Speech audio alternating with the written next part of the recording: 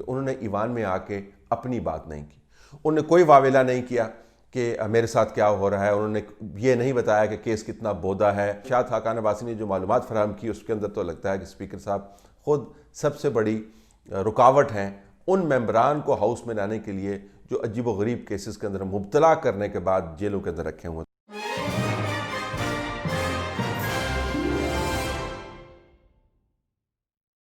कौमी असम्बली के अंदर ex prime minister Shahid Khaqan Abbasi के बयान को इतनी अहमियत क्यों मिल रही है, ये एक बड़ा दिलचस्प सवाल है, क्योंकि इसके साथ पाकिस्तान की सियासत और पाकिस्तान की माशरत की दो तीन कलें जुड़ी हुई हैं जिनको हम इग्नोर नहीं कर सकते। एक तो ये कि शाहिद खाकान अब्बासी जब प्राइम मिनिस्टर थे तो उनके बारे में उनकी एफिशिएंसी के अलावा कोई बहुत ज़्यादा इमेज नहीं बनता था उनका, वो बहुत हैवी वेट कंसिडर नहीं करते थे। बतौर प्राइम मिनिस्टर वो जिस हालत में ऑफिस में आए वो हालात इंतहाई कॉन्फ्लिक्ट ड्रिवन थे, उसके अंदर लड़ाई का उनसर इस्टेब्लिशमेंट के साथ और अपोजिशन के साथ बहुत ज़्यादा था और फिर बहुत तवील अरसे के लिए वज़ीर आज़म नहीं बने। अगरचे उन्होंने हुकूमत चलाने के लिए गवर्नेंस के ऊपर रिलायंस की, लेकिन ज़ाहिर है उनके पास ना 5 साल थे और ना ही वो अव्वलीन चॉइस थे। वो तो नवाज शरीफ अगर बाहर ना निकाले जाते तो वो प्राइम मिनिस्टर ना बनते। तो लिहाजा बतौर प्राइम मिनिस्टर आपको शाहिद खाकान अब्बासी निस्बतन लाइट वेट नज़र आते हैं। शाहिद खाकान अब्बासी अपने हल्के में बतौर सियासतदान अहमियत के हामिल हैं, लेकिन अपने हल्के तक ही उनकी अहमियत महदूद रही है। जब से वो जेल में डाले गए हैं, कस्टडी में डाले गए हैं, शाहिद खाकान अब्बासी का कद बतौर एक्स प्राइम मिनिस्टर नहीं बतौर शाहिद खाकान अब्बासी बहुत बुलंद हो गया है। ये एक अजीब व गरीब मामला है कि बसा औकात खुदावंद ताला कुर्सी देकर लोगों को की ज़िल्लत का बंदोबस्त करता है और बसा औकात खुदावंद ताला लोगों को जेल के अंदर डलवा कर उनकी इज़्ज़त का बंदोबस्त करता है। तो कल जब खाकान अब्बासी असम्बली के अंदर बोल रहे थे तो यूँ महसूस हो रहा था कि बहुत बड़ा कदावर सियासतदान जो 20 मरतबा अहम तरीन ओहदों पर फायद रह चुका है बात कर रहा है। इसकी वजह यह नहीं थी कि उनके पास ओहदों की एक तवील CV मौजूद है। इसकी वजह यह थी कि वो जिस जाविये से बात कर रहे थे वो जाविया अखलाकी तौर पर, सियासी तौर पर और कानूनी तौर पर और अवाम की जो मालूमात हैं उनके मुताबिक इंतहाई अहम था, उसको मरकज़ियत हासिल थी और इंतहाई मुस्तनद था। जो उन्होंने बातें की वो क्या बातें की, वो बड़ी दिलचस्प बातें हैं। साउंड बाइट्स तो आपके सामने ही हैं, लेकिन जब हम उनका टेक्स्ट देखते हैं, एक तो ये कि उन्होंने स्पीकर कौमी असम्बली के बारे में बता दिया कि स्पीकर साहब का असल वज़न क्या है और स्पीकर साहब जो है इस हाउस को कैसे चलाते हैं। देखिए, हाउस को चलाने से मुराद ये नहीं है कि आपने बंदे इकट्ठे करने हैं और बंदों को ला के बिठाना है और ये तय करना है कि आपने उस दिन की प्रोसीडिंग जो है उसके अंदर कोई बहुत बड़ा गड़बड़ घटाला ना हुआ और आपने प्रोसीडिंग्स को सही तरीके से चलाई और दोनों अतराफ़ से यानी ट्रेजरी और अपोजिशन बेंचेस के अतराफ़ से आपको बड़ी तारीफ़ मिली।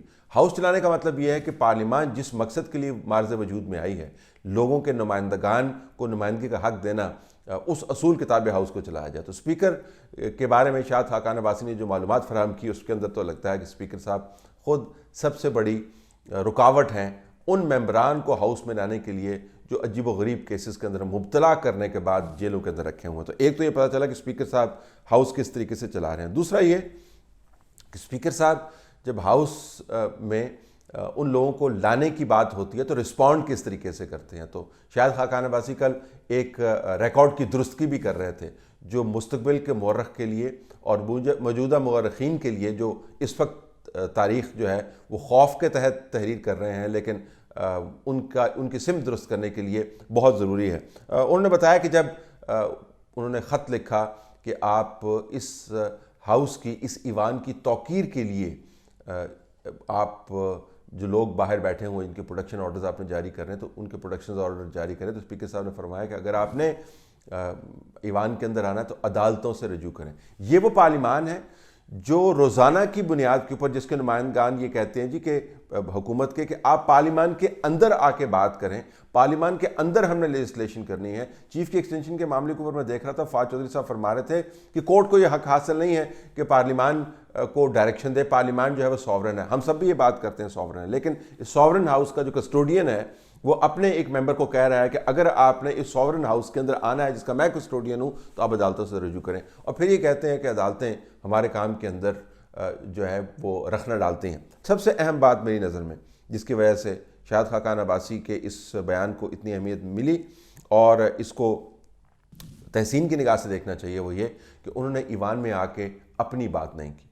उन्होंने कोई वावेला नहीं किया कि मेरे साथ क्या हो रहा है। उन्होंने ये नहीं बताया कि केस कितना बोदा है। उन्होंने ये नहीं बताया कि उनके बराबर में जो दूसरे लोग मौजूद हैं जो इन केसेस से इफ़ेक्ट हो रहे हैं उनकी हालत ज़ार क्या है। कोई रोना पीटना नहीं डाला उन्होंने अपने बारे में। उन्होंने आके इस ईवान के अंदर ख्वाजा साद रफ़ीक की बात की। उन्होंने इस ईवान के अंदर आके राना सनाउल्लाह की बात की। उन्होंने उन लोगों की बात की जिन लोगों की बात अब पार्टी भी उस तरीके से नहीं करती। राना सनाउल्लाह के साथ जो हो रहा है वो आपके सामने है। ये या वो जानते हैं या उनकी फैमिली जानती है या जो कर रहे हैं वो जानते हैं या अल्लाह मियाँ जानता है। लेकिन शाहिद खाकान अब्बासी के लिए राना सनाउल्लाह की हाउस के अंदर खड़े होकर उनकी गैर मौजूदगी में बात करना ये बहुत दिल गुर्दे की बात है। साद रफ़ीक की बात करना ये बड़े दिल गुर्दे की बात है।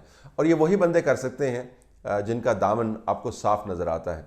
ये अजीबोगरीब एक केस है शाहिद खाकान अब्बासी का, जिसके अंदर शाहिद खाकान अब्बासी खुद कह रहे हैं और उनके साथ मिफ्ता इस्माइल भी कह रहे हैं जिनको कस्टडी में डाला हुआ है कि अगर हमारे काम के अंदर से आपको करप्शन की कहीं बू नज़र आए, अगर सेल्फ ग्रेटिफिकेशन नज़र आए और अगर जो हमने टर्मिनल लगाया है उससे सस्ता टर्मिनल दुनिया में आपको मिल जाए तो आप हमें चोरों की सज़ा दे दें। ये खुद लोग कह रहे हैं और वो किसी से डिफेंस भी नहीं चाह रहे हैं। उन लोगों को आपने कस्टडी के अंदर रखा हुआ है तो फिर जब ऐसे लोगों को कस्टडी के अंदर रखते हैं तो उनका मॉरल कद काट उतना ही बड़ा हो जाता है जितना कल शाहिद खाकान अब्बासी का था। तो खाकान अब्बासी ने सिर्फ एक बयान नहीं दिया, उन्होंने इन अ वे तारीख़ रकम की है, कानूनी तौर पर तारीख़ रकम की है, इखलाकी तौर पर तारीख़ रकम की है और ये बताया है कि आपको इज़्ज़त हासिल करने के लिए कुर्सी पर बैठना ज़रूरी नहीं है।